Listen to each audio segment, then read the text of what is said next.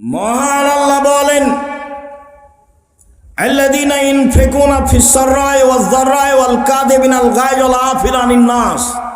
পৃথিবীর মানুষ, তিন শ্রেণীর মানুষ জান্নাত পাবেই। এক, সচ্ছল অসচ্ছল অবস্থায় দান করে যে। দুই, রাগকে দমন করে যে। তিন, মানুষকে মাফ করে যে। এরা জান্নাতে যাবেই।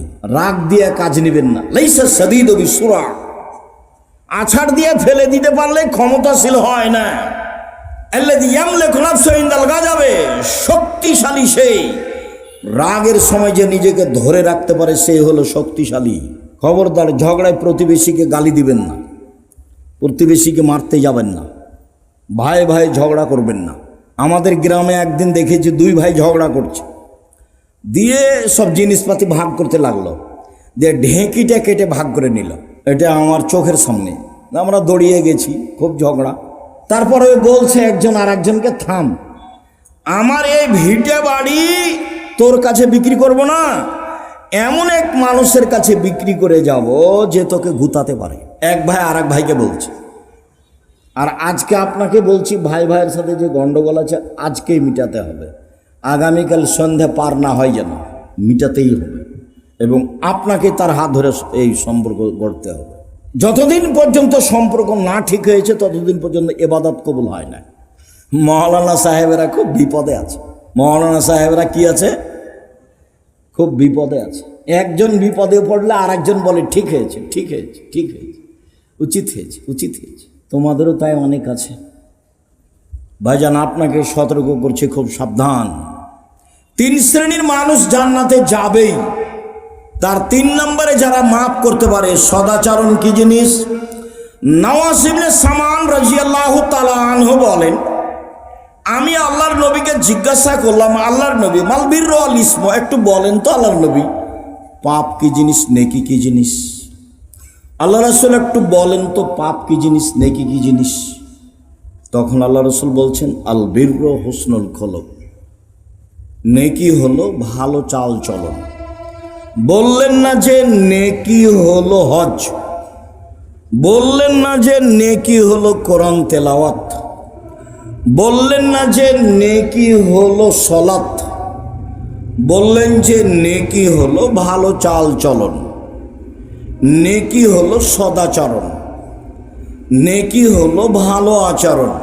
মোজাইনা কাবিলার একজন সাহাবী বলছেন, কালু, সাহাবীগণ বললেন, ইয়া রাসূলুল্লাহ, মা উতিয়াল ইনসানু মা খায়রু মাতিল ইনসানু, মানুষকে যত নেয়ামত দেওয়া হয়েছে তার সবচেয়ে উত্তম কোনটা? আল্লাহ রাসূল বলেন তো, সবচেয়ে উত্তম নেয়ামত কোনটা? সবচেয়ে উত্তম হাত নেয়ামত। এটা কাকে জিজ্ঞাসা করলে বুঝতে পারবেন? যার এক হাত নেই তাকে। পা নেয়ামত, কাকে জিজ্ঞাসা করলে বুঝতে পারবেন? যার এক পা নেই তাকে। যার দুই পা নেই আরো বুঝেও পা কত বড় নিয়ামত। তো আল্লাহ মানুষকে অনেক নিয়ামত দিয়েছেন, জমি জায়গা, বাড়ি ঘর, স্ত্রী, আহাল পরিবার, টাকা পয়সা, হাত পা চোখ, এগুলো সব নিয়ামত।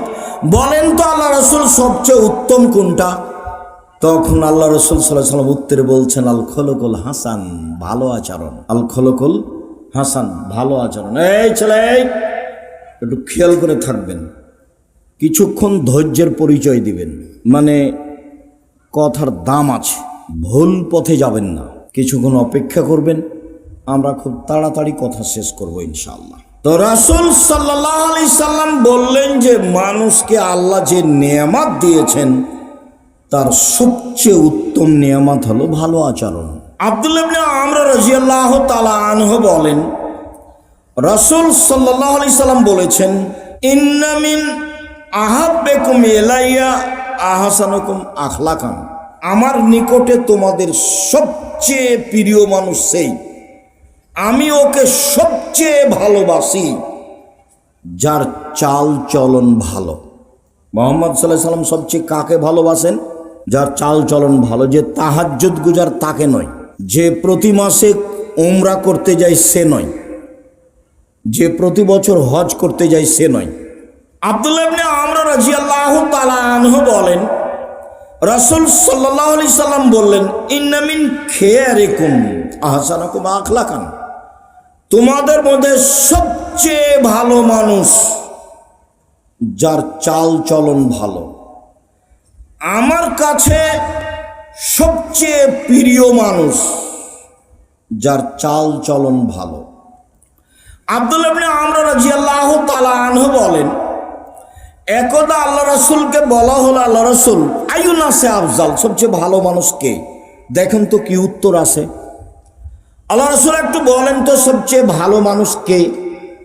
তখন আল্লাহ রাসূল সাল্লাল্লাহু আলাইহি ওয়াসাল্লাম বলছেন, সাদকুল লিসান মাহমুমুল কলব, সত্যবাদী যে অন্তর পরিষ্কার যার, সেই ভালো মানুষ। সত্যবাদী যে অন্তর পরিষ্কার যার। তখন সাহাবীগণ বললেন, সত্যবাদী এটা বুঝি, কিন্তু মাহমুমুল কলব এই কথা বুঝি না, এটা কি? তখন আল্লাহ রাসূল বলছেন, আন-নাকিয়্যু ওয়াত-তাকিয়্যু, স্বচ্ছ পরহেজগার, স্বচ্ছ পরহেজগার, স্বচ্ছ পরহেজগার, সেই হলো সবচেয়ে ভালো মানুষ। তখন আল্লাহ রাসূল আবার বলছেন, শোনা, স্বচ্ছ মানুষ কে? এক, লা ইসমা আলাইহি, যার পাপ নেই, সে পাপ করলে ক্ষমা চায়। দুই, ওয়ালা বাগিয়া, সীমালঙ্ঘন নেই যার। তিন, ওয়ালা গিল্লা, আত্মসাৎ নেই যার। চার, ওয়ালা হাসাদা, হিংসা নেই যার। এক, পাপ নেই যার। মনে থাকবে না মনে হয়? পাপ নাই কার? পাপ হলে ক্ষমা চাই যে তার, এটা যে মনে থাকবে না? একবার তো বলা হয়েছে প্রথমে যে আদম সন্তানই পাপী, তো এখন পাপ নাই কার, তাহলে কার বলবেন? পাপ হলে ক্ষমা চাই যে তার পাপ নেই। দুই, সীমালঙ্ঘন নেই যার, সেই ভালো। যে একটা দুটা বাদাম নিয়ে নেয় সেও সীমালঙ্ঘন করে। তিন, আত্মসাৎ নেই যার। আব্দুল্লাহ বক্তব্য বলছে যে ন্যায়পরায়ণ আর আমানতদার আর সত্যবাদী যদি নেতা হয়, তাহলে অর্ধেক শাসন দেশে কায়েম হয়ে গেছে। মানে 1999 জন দায়িত্বশীলকে আপনি পাবেন না যে তার ভিতরে আমানতদারি আছে। 10-এর পয়সাকেও ভাগ করে নেই। আল্লাহর নবী বলছেন, বিচারের মাঠে 3 শ্রেণীর মানুষের সাথে আল্লাহ কথা বলবেন না। তার এক শ্রেণী হচ্ছে মালিকুন কাযাব, মিথ্যুক দায়িত্বশীল। হিংসা নেই যার, সেই হচ্ছে স্বচ্ছ। আব্দুল্লাহ ইবনে আমর রাদিয়াল্লাহু তাআলা আনহু বলেন, 4টা জিনিস যার মধ্যে আছে, তার ইহকালও ভালো, তার পরকালও ভালো। তার ইহকালও ভালো, তার পরকালও ভালো। এক, হিফজ আমানাতিন, আমানতের রক্ষা। 2, সিদক হাদিসিন, সত্য কথা। 3, হুসন খালিকাতিন, ভালো চাল চলন। 3, হুসন খালিকাতিন, ভালো চাল চলন। 4, ইফাতুন ফি তুআমাতিন, বৈধ রুজি। শেষ পর্যন্ত ভিক্ষা করতে রাজি আছি, শ্বশুরের কাছে টাকা নিব না, আগামীকাল সন্ধ্যা হতে হতে শ্বশুরকে টাকা ফেরত দেব। আমাকে আব্দুল্লাহর শ্বশুর একবার বলে না কেন যে একটা ঘড়ি দিই, একটা কিছু দিই, ওই একবারও বলে না।